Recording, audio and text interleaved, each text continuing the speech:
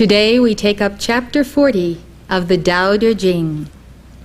It is one of the most powerful chapters in this Taoist scripture, attributed to the 6th century BC Chinese sage Lao Tzu. It has but 4 lines. In it, Lao Tzu deals with 3 foundational concepts. 1. Return as the movement of the Tao. Return as the movement of the Tao. 2. The superiority of weakness or softness. The superiority of weakness or softness. And 3. The principle of non-being. The principle of non-being. Robert Henrich's translation of chapter 40 reads, "Reversal is the movement of the Tao. Weakness is the function of the Tao. The things of the world originate in being, and being originates in non-being." Let's consider the first line. Reversal is the movement of the Tao. Other translators render the word reversal as returning. Returning is the movement of the Tao. Ellen Chen says this chapter presents the Tao Te Ching's theology in a nutshell. It will take more than a nutshell for us to expound upon it. Chapters 38 and 39 speak of reversion or returning to the source as the movement by which a being fulfills itself. This chapter identifies reversion as the very life of Tao itself. Chen's view is that reversion is not the creature's return to the source, but the return of the source to the world. My view is that there is a cosmic moment when the creature returns to the creator, and when the creator returns to the creation. It is a moment when, in Western terminology, man becomes God, and God becomes man. This is a mystical truth that we must ponder. The He Shanggung commentary, Chen says, grasps the dynamic aspect of this line. It says to return is to return to the root. The root is Tao, which is always in motion. In motion, it generates the 10,000 beings, meaning everything that is created. Those that turn their backs on Tao perish. We must never sever the umbilical cord that ties us to the Tao, for we are nourished by the Tao, and only by the Tao, forever. For to me, Tao is the great causal body of the spirit-matter cosmos. It is the body of first cause, of all beginnings and all endings, and all in-betweens. Returning is a great theme of the Tao Te Ching. Chapter 16 speaks of all things returning to their root in the Tao, and thus gaining enlightenment. Wing Sit-chan's translation is, "All things come into being, and I see thereby their return. All things flourish, but each one returns to its root." This return to the root means tranquility. It is called returning to its destiny. To return to destiny is called the eternal Tao. To know the eternal is called enlightenment. Not to know the eternal is to act blindly. This results in disaster. He who knows the eternal is all-embracing. He encompasses the all. Where Wing Sit-chan's translation reads, "To return to destiny is called the eternal Tao," Chen's translation reads, "To recover life is to attain the everlasting. Max Kaltenmark says, "The Taoist teaching on the return is that all creatures issue from the Tao. They are its children, but ineluctably they must return to its womb." Ineluctable means inevitable, irresistible. Just as leaves fall to the root of the tree, become humus, then sap, and re-enter the cycle of life, living creatures emerge into the perceptible world, then return to the realm of the unseen. From the start, however, the holy man stands aloof from this cyclic process. Perfectly empty, perfectly calm, he is the possessor of a spiritual light that makes him altogether different from all other beings. Lacking all particularism, he is indifferent to the realities of this world, but identifies himself with heaven and with the Tao. Now, particularism means having special devotion to a particular interest, exclusive attachment to one's political party, sect, or nation. Particularism is exclusivism or exclusiveness. It is the opposite of all inclusiveness. Particularism or exclusiveness draws a circle and shuts out people and ideas that are unfamiliar. All inclusiveness draws a circle around everybody and lets everybody in. All inclusiveness sees the relationships of people and concepts to the divine whole, the Tao. Particularism relates to the unenlightened self and its narrow view of selfhood outside of the Tao. So Kaltenmark says, lacking all particularism, the holy man is indifferent to the realities of this world, but identifies himself with heaven and with Tao. It is then possible for him to live, if not eternally, at least fearlessly.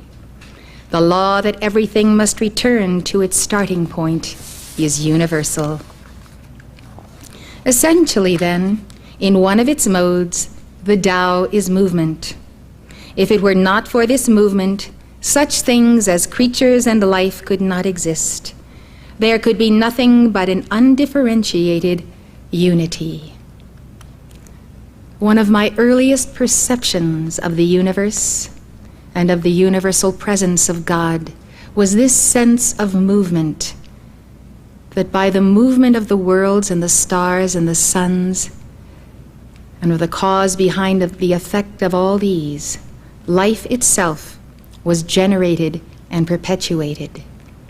It is a wondrous thing to experience movement, movement of blood coursing through our veins, listening to our own heartbeat, observing the agitation and cogitation of the mind, feeling a gentle breeze, seeing the movement of plants and birds and insects and bees. Where there is no movement, there is no life. And where movement is not, there is not the Tao. Through this movement, which is change, undifferentiated unity can become multiplicity and still retain its fundamental unity, the principle of all life. In the I Ching, the hexagram Fu, signifying the return, one yang line beneath 5 yin lines, is the symbol of rebirth of yang. At winter solstice, the yang seems to have disappeared, whereas the yin is at its full. But this is the moment when the yang is reborn and begins its return. Symmetrically, at the summer solstice, the yang is at its apogee of power, while the yin prepares to return. The alternation of the yin and the yang is a going away and a coming back. The phenomenon of life and death of creatures is conceived of in the same way. It too is an alternation of yin and yang, as natural and ineluctable as the succession of day and night. I see this alternation of the yin and the yang as a going away and a coming back, a going out from the spirit cosmos into the matter cosmos, and a coming into the spirit cosmos from the matter cosmos. The soul's going out from the great Tao, or causal body, is the descent. This is a yin, or centrifugal action. It is marked by expansion, growth, and ultimately the full flowering of one's perfect soul pattern, or seed pattern, and reason for being. The soul's coming into the great Tao, or causal body, is the ascent. This is a yang, or centripetal action. It is marked by contraction and the concentration of one's forces as one accelerates being and consciousness in preparation for union with the great Tao. This reunion, or return, is a self-transcendence and the fulfillment of one's reason for being in the spirit cosmos, yang. Whereas in the going out, one is fulfilling his reason for being in the matter cosmos, yin. Looking at it from another perspective, Carlton Mark says, the yang stimulates the vitality of creatures, but the yin brings them back to a state of rest, the peace of the unseen. Conforming to the rhythm of the universe is the prerequisite of wisdom in all Chinese thinking. But the Taoist mystic has greater ambitions than his ordinary compatriots. The question for him is not merely one of adapting his ritual and hygienic observances to the alternation of the seasons. He intends to escape from the determinism of life and death by transcending it. He does not merely witness the return of all creatures to their origin, he precedes them to that origin. Therefore, he is the way shower, the shower of the way of the Tao. Holmes Welch also reviews the meaning of the return. He writes, the returning motion of Tao has many senses. It refers to the cycle of human events by which those who are to be abased are first exalted. Those who are to be abased are first exalted. It refers to the evanescence of every one of the 10,000 creatures, all of which eventually return to a state of non-being. It refers to the way of the Taoist who erases the marks of society and returns to his original nature. Taoist commentator Chung Swan Ying says, when human beings do not lose their purity and are all at ease with themselves, follow their nature, and preserve the principle underlying it, they will be merged with profound Tao. There was an 18th century Taoist adept, a scholar, Liu Yiming, someone I think we all would have liked to have met. He wrote about returning to one's original nature. In his work, Awakening to the Tao, translated by Thomas Cleary, he set forth his innermost contemplations on the Tao. The Tao is most real, he says. First, you should recognize the original human in detail. Seek the original essence inside the temperamental nature. Look for the real body inside the material body. The difference between right and wrong is minute. The deluded all play in the physical body. They take the secondary for the primary. Let us examine his statements. Taoism has at its goal to go back to the point of origin. To recognize the original human in detail, we would have to go back to the creation of the first humans, made in the image and likeness of God and sent forth with bodies superior than those that we now wear. I have glimpsed the scenes of the ancient records of Earth, when Earth was pristine, as a Garden of Eden. There were mystery schools for the educating of new souls. Adam and Eve are archetypal of twin flames sent forth from the great central sun, the Tao, representing the yang and the yin, the masculine and the feminine, as two.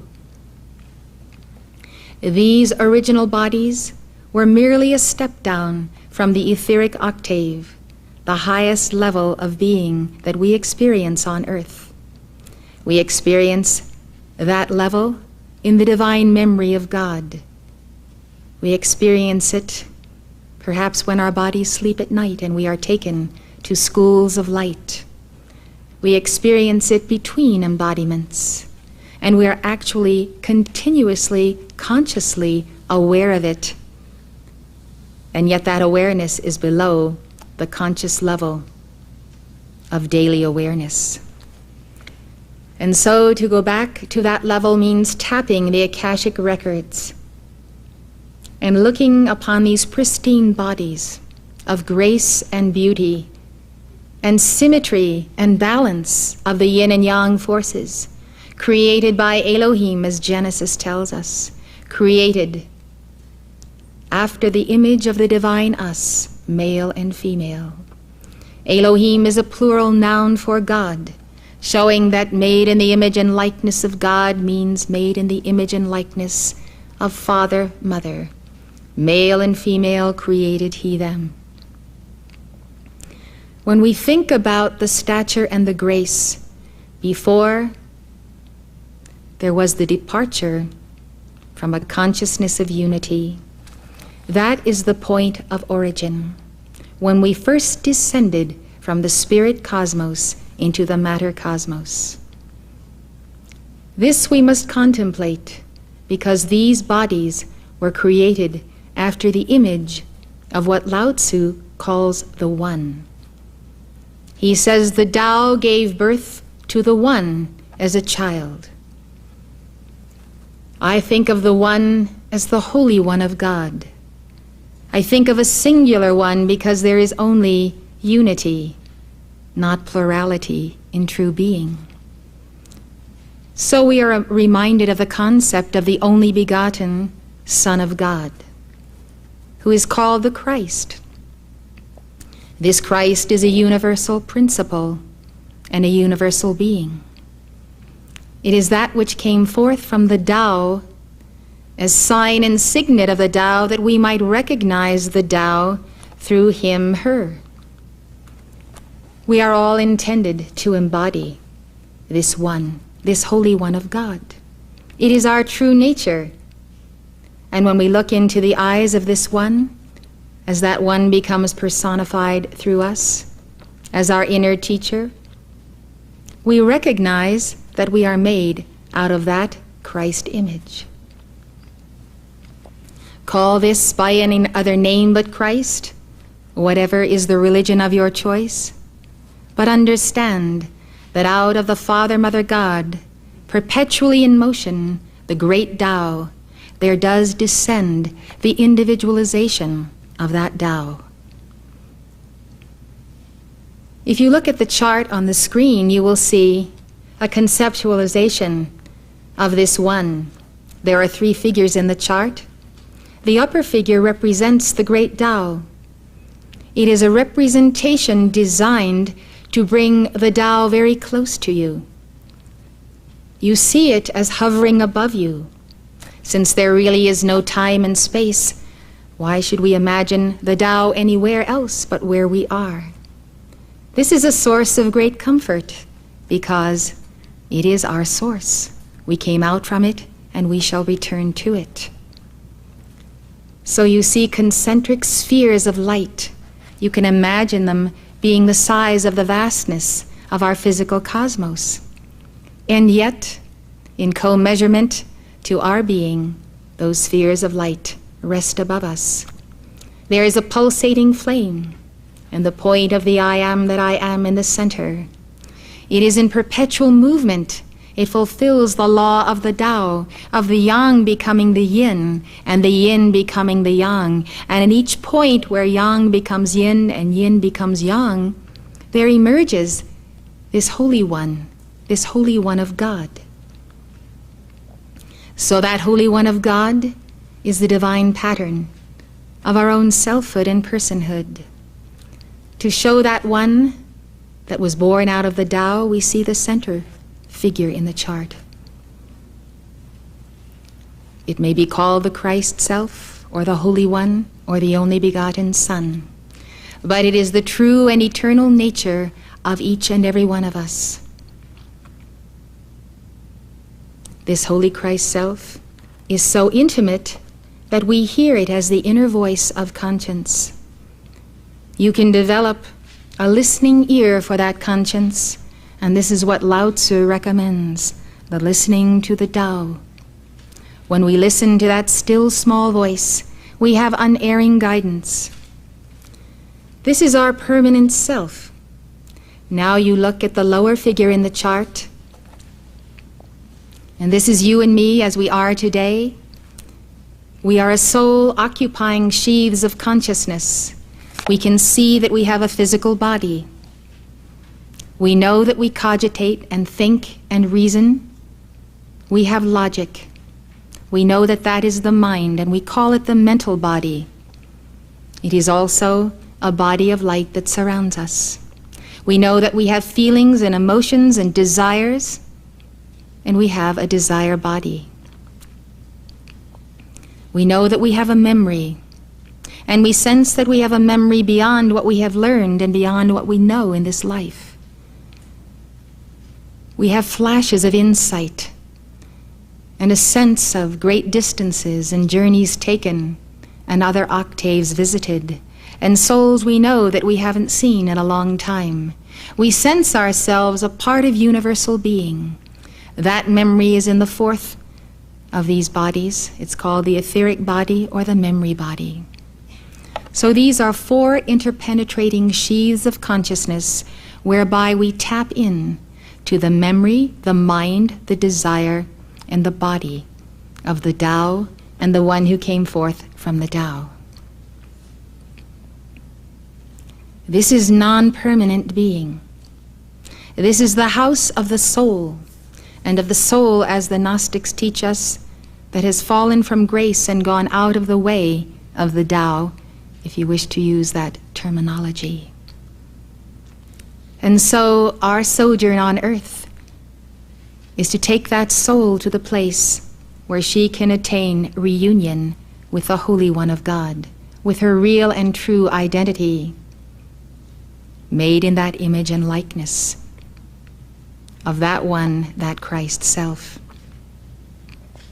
The reason we are seekers, seeking self-knowledge and truth, and understanding that that knowledge comes to us through the great mystics and teachers of all time.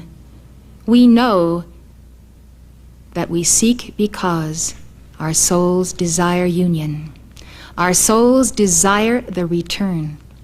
And that's what chapter 40 of the Tao Te Ching is all about. Only through the return do we fulfill our reason for being. That is Lao Tzu's message today. How do we achieve it? This chart explains it. Draw nigh to me, and I will draw nigh to you.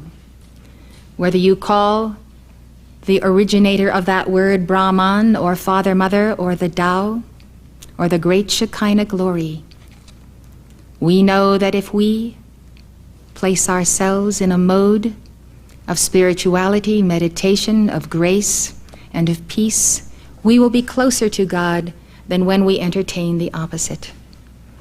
And so the middle figure in the chart, as that Holy One of God, becomes closer and closer to us, not as I would describe it in distance, but in vibration. And since things equal to the same thing are equal to each other, if we put on and maintain the vibration of the balance of the yin and yang forces, that is really the definition of that Christ, then there will be no separation from us and that Christ, that Holy One.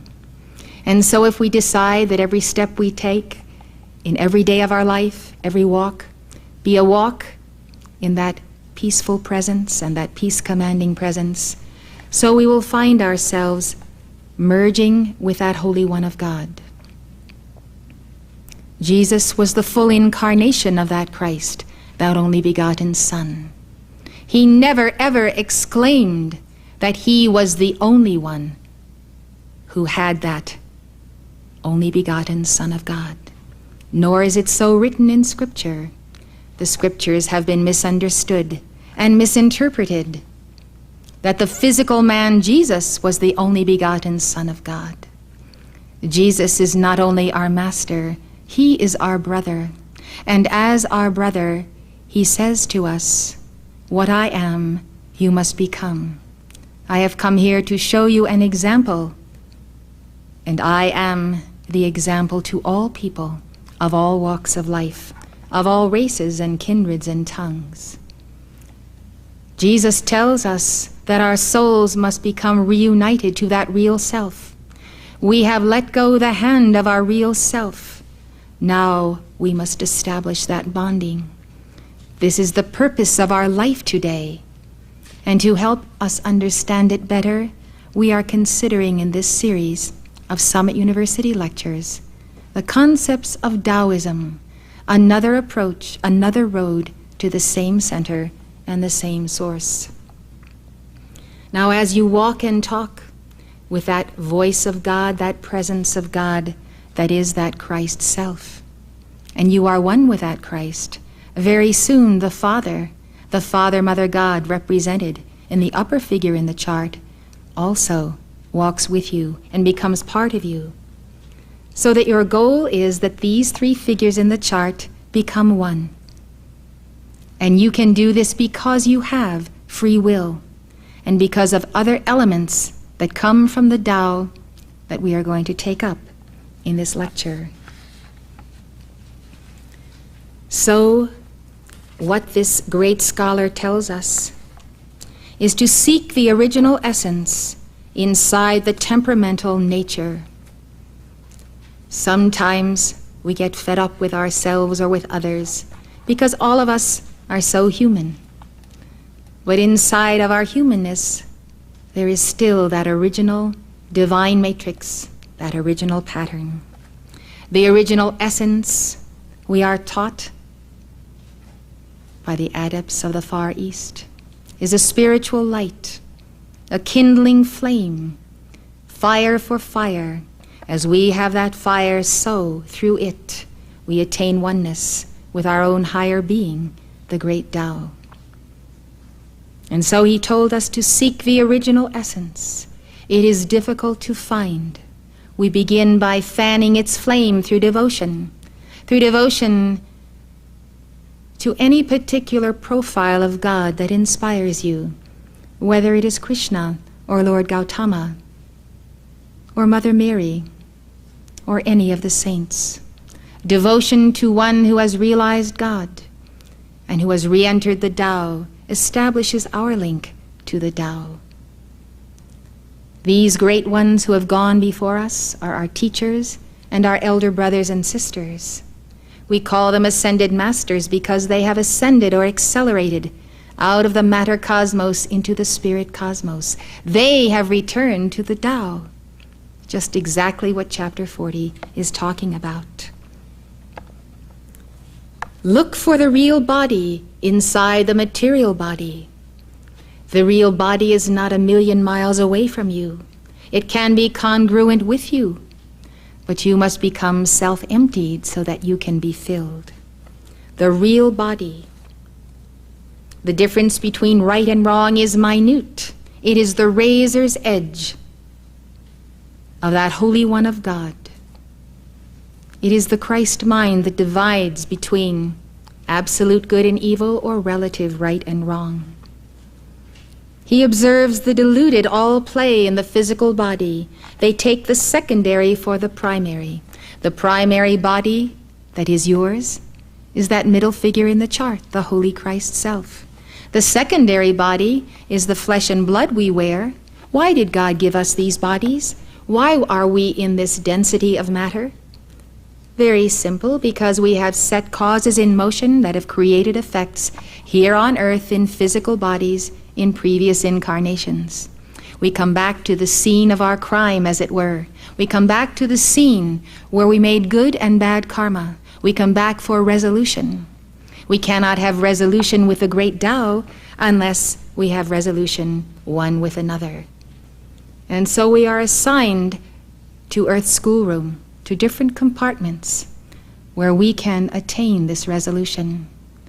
And if the desire does not grow strong in us by the joy and the bliss of God, then it grows strong by the pain of His absence that quickens us and awakens us and makes us desire to find that resolution until it becomes the great burning desire of our lives, to attain resolution within our being with all other beings, and thereby to attain resolution with our source.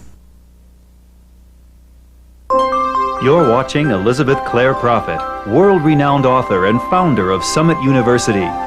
Summit University is located at the beautiful Royal Teton Ranch in Park County, Montana, just north of Yellowstone National Park. If you'd like more information, call 800-323-5228. That's 800-323-5228.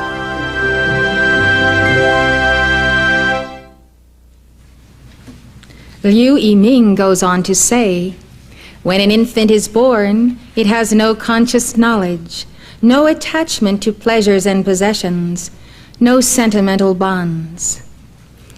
This would be true, of course, if it were the first time the infant were born, the first time that soul came forth out of the spirit cosmos. But since we have been coming forth and returning again and again, we find ourselves today at that point where, when we are born, we do have conscious knowledge. We know where we came from, what our assignment is, what we must fulfill in this life. We have attachment, first of all, to taking milk from our mother's breast, and we have a sense of possessiveness of that breast. And then all of our attachments and our possessiveness go back to previous embodiments, to people and situations that we are attached to because of both positive and negative karma. So we do have sentimental bonds. In other words, we don't come back in the great Taoist ideal of absolute innocence. Nevertheless, there is a level of innocence because God draws the curtain on our memory and does not give us in each succeeding lifetime the memory of the past. Nevertheless, we bring our psychology with us, our emotions, what we have developed, whether it is the mind or the soul, our momentums of good and bad.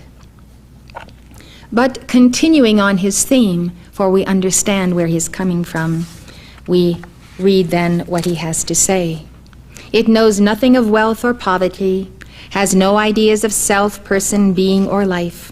For the infant, everything is open, nothing defiles it, for it is indifferent, equanimous, purely natural. We can modify that with our understanding of the colorations of previous experience. Liu Yiming says, what I realize as I observe this is the Tao of the restoration of innocence. The Tao of the restoration of innocence for me is entering into meditation upon universal being as that real self, that Holy One of God. Meditation upon the great Tao. As I meditate on it and become one with it, I feel that restoration of my innocence. I can contain my innocence that I knew in the beginning with God, and yet retain entirely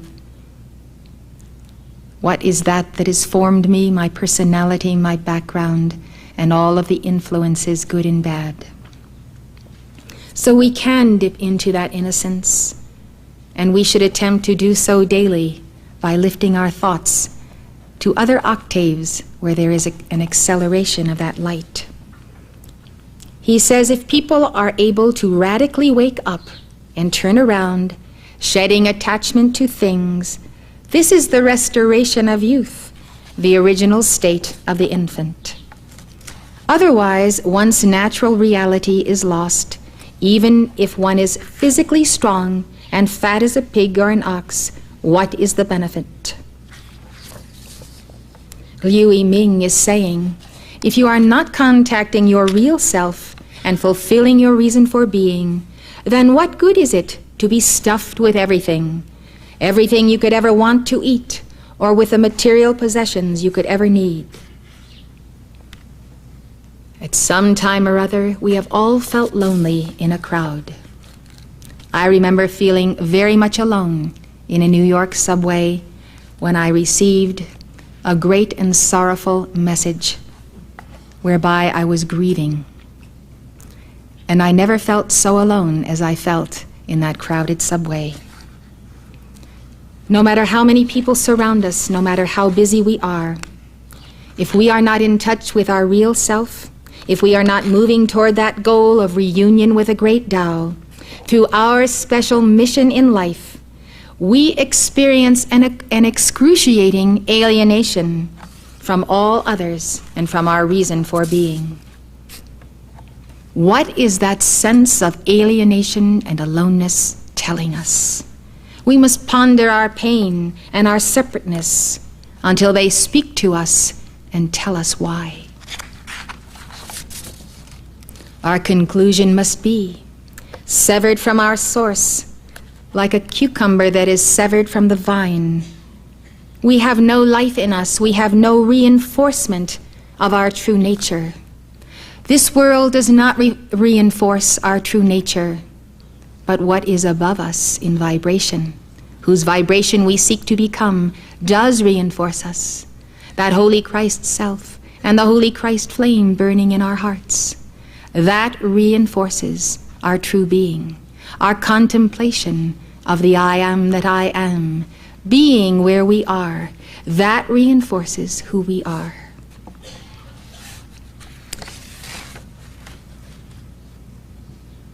We substitute many inventions of a pseudo-self in place of the real self.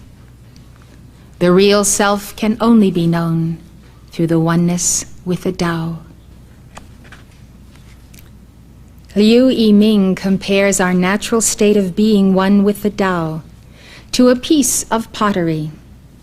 He says pottery has a basic constitution and is formed without artifice.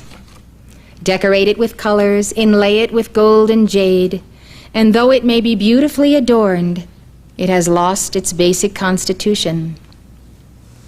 What I realize as I observe this, he says, is the Tao of returning to simplicity, going back to purity, going back to the essential nature of a thing.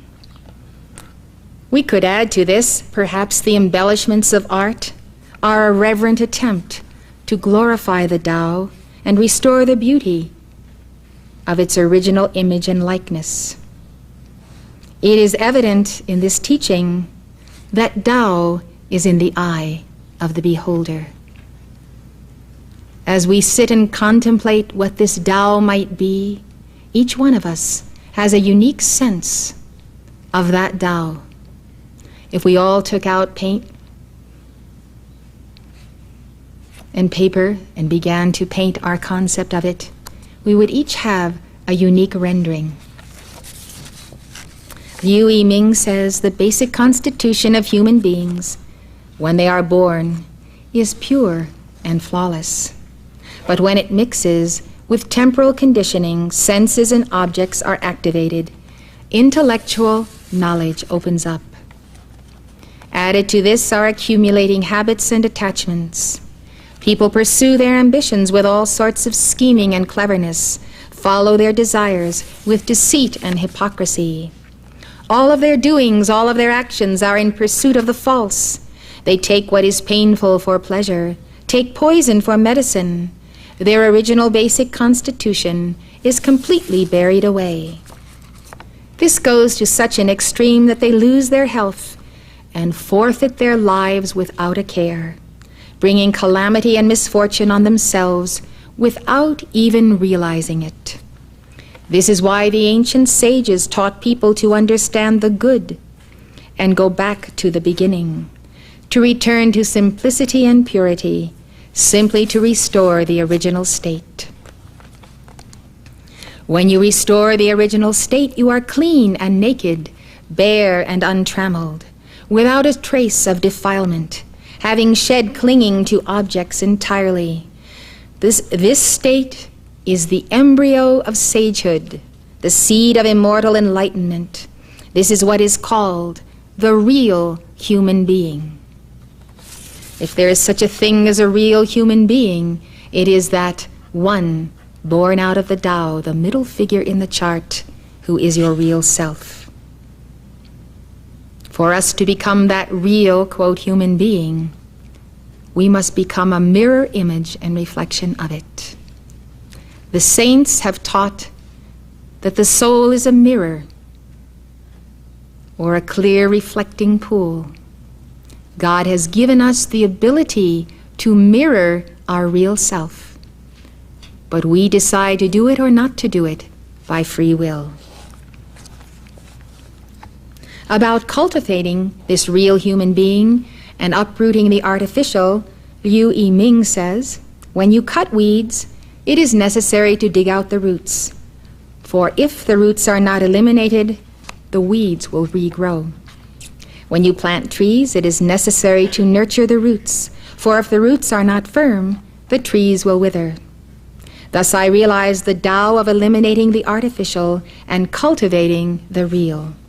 The artificial is like weeds. People's basic essence and natural goodness are what is real. The real is like a tree. When you get rid of the artificial, it is necessary to root out all personal desires and habit energies. Only then will they not regrow. The wisest of the masters we know have taught us this identical truth. If you leave even the slightest pollution, eventually it will grow insidiously, gradually increasing and causing great harm. A single cell of cancer in the human body, if not removed, can cause the death of the whole body. And how many of us have mourned the death of those who have made their exit because of this? So is the spread of AIDS and other dread diseases for which there is no cure. So there is the disease of the psyche and the mind and the heart. And sometimes we play precipitously on the very edge of reality and unreality, thinking if we taste just a little bit of the world, or the little bit of sin, or a little bit of death and hell, that we are strong enough to resist when it has gained entrance to our being. We are strong enough to overcome it. There are so many analogies in life that tell us otherwise, that if we want to become real, we dare not reserve room for points of unreality in our being. When you cultivate the real, it is necessary to be constantly aware of the fundamental root of inherent natural reality, nurturing it at all times. Here is the stressing of nurturing. Why do we nurture the Tao within us? Why do we nurture the one who came forth from the Tao? Because at this level of existence, this is not the natural habitat of that one and of that Tao. Therefore, it is a very delicate flower. We must irrigate it with the water of the Spirit, keep it warm with the fire of truth, not letting it be moved or disturbed, protecting it in every way, watching out for its safety in every condition. In other words, it is fragile. The spiritual presence within us is fragile. It is like a tiny candle that the wind can blow out so easily. When you nurture the root until it is stable and firm, when the energy is full and the spirit is complete, only then can you be immune to the influence of myriad things and the burden of myriad affairs. There will be no trouble after that. Therefore, when you eliminate artificiality, you must reach the point where there is no artificiality at all. Just as when you cut weeds, you must eliminate the roots entirely. When you cultivate reality, you must reach the point where there is no unreality at all. Just as when you plant trees, you must make the roots firm and deep. It is a major challenge in life to challenge every unreality, every delusion, every illusion.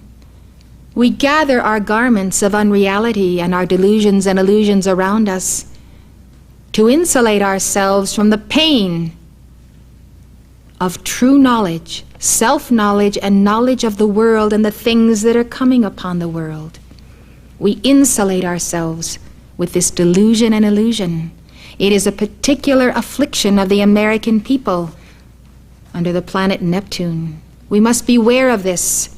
We would rather engage in forays into soap operas, into fiction, into base types of behavior, into activities that are warped and distorted, as an escape from the responsibilities we have.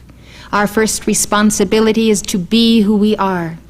And if we will be who we are, then we will take up the responsibility of balancing our karma and not walking away from it irresponsibly. We will take up the challenge of rooting out all divisions in our psyche. We will take responsibility for them, and we will not blame them on what someone else has done to us in this or any past life. Being responsible for ourselves is the American way. It is the way of independence and the independent spirit. We ought to consider this. We should not insulate ourselves against emotional pain, mental anguish. We should deal with it directly and not escape it. And in so doing, we will draw nigh to that one who is real, contains the perfection of God and the bliss of God and the awareness of our pain. That one is the mediator. You see, if we have the courage to face pain, just beyond pain and its resolution is the bliss of God. If we refuse to know pain, we will never come to the bliss. An ancient scripture says, as long as there is the slightest negative energy remaining, you will not become immortal. As long as there is the slightest positive energy remaining, you will not die. This is truly real. Returning to the Tao and uncovering the real self are not easy. This has been called the mighty work of the ages. Karma and attachment to the unreal self are the chief obstacles. This is why the Apostle Paul said, work out your own salvation with fear and trembling. There are depths of being where when we enter there to slay the demons of the night, we may have fear and we may tremble. But when we understand our relationship to the Tao and the one born out of the Tao, and when we have this chart to look at, to remind us just how near and dear is eternal life from whence we came, we can descend to those sub-basements of being, deal with the inner conflicts, and emerge whole. Holmes Welch says, the returning motion of the Tao also refers to another kind of return. This is a return that the Taoist makes in trance to non-being itself. What is non-being? What is this concept of non-being? And how does it figure in Taoism? In Taoist thought, non-being is not a negative quality. It describes unrealized potentiality. Unrealized potentiality. A state of emptiness that is really fullness. Non-being is so called because it is nameless and indescribable. Non-being denotes the absolute transcendence of the Tao. Welch says, the experience of the return to non-being sounds like the final stage of trance, as other mystics have reported it. I call this state cessation. In a sense, all states of trance can be thought of as progressive cessation. When the material world has ceased, a man can have visions. Ceased meaning ceased to occupy his consciousness. When you no longer have the records of millions of frames of TV and motion pictures and all kinds of inharmonious sounds, etc., parading in the unconscious and in the memory body. When you are emptied of these, then you have visions of the higher octaves. We so fill ourselves with the images of this lesser world that we do not have room for these visions. He says when visions have ceased, he can sense God. When he himself has ceased, he can merge with God. And when God has ceased, that must be the last stage in the progression, though it sounds impious. And yet I think the last stage is something like that. In it there is neither desire nor rejection of desire, neither ideas nor absence of ideas, neither ecstasy or pain. There is, in fact, neither self nor being. There is simply consciousness that all these have ceased, consciousness, one might say, of non-being. This is Holmes Welch continuing. This is like the nirvana of Buddha. Consider how Buddha testified on the progress of cessation. He said, "I have conquered all. I have known all. I am above all relativities. I have abjured everything. I am freed from thirst. My mind is tranquil. I have extinguished everything." Buddha said at another time, "In seeking for salvation, I have reached in experience the nirvana which is unborn, unrivaled, secure from attachment, undecaying, unlamenting, and unstained." In one sense of the word, God ceasing to exist takes you to the extremes to which students of Taoism have taken Taoism. In one sense, what I have just read to you is like the denials of metaphysics until you deny yourself and God out of existence. But is it really? As I contemplated this is what came to me. When you attain union with God, and when you are one with the Tao or God as an objective reality has ceased to be. It has now become a subjective reality. When you become one with God, God ceases to be. It's almost that in that subject reality, in that subjective reality, you don't know that you are God, because it is subjective. On another strain of Taoist teaching, the concept of that full union with God is extremely profound, and I will get to it in a moment. So in this sense of the word, of becoming God, as we began in the beginning with the idea, God becoming man and man becoming God, the teaching I've just read to you is neither blasphemous nor metaphysical, but simply another way to state one's self-realization in God.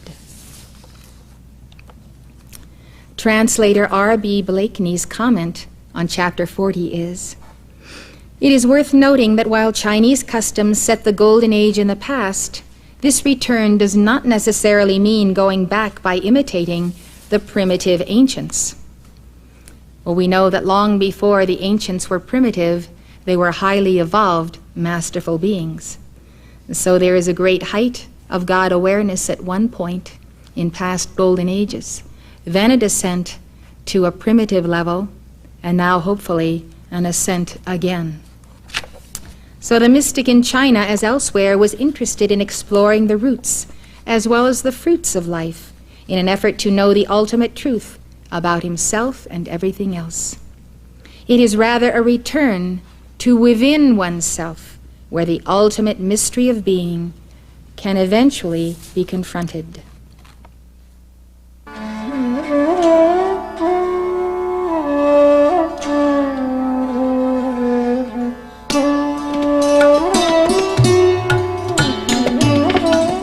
For more information on the mystical paths of the world's religions, call toll-free 1-800-323-5228. The preceding program was presented by Summit University, Box A, Livingston, Montana, 59047-1390. If you'd like to know more, call this number or write this address.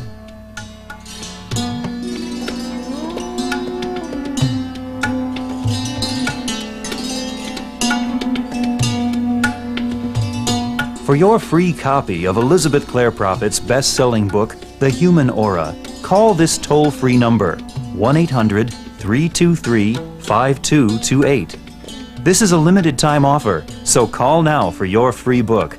That's 1-800-323-5228.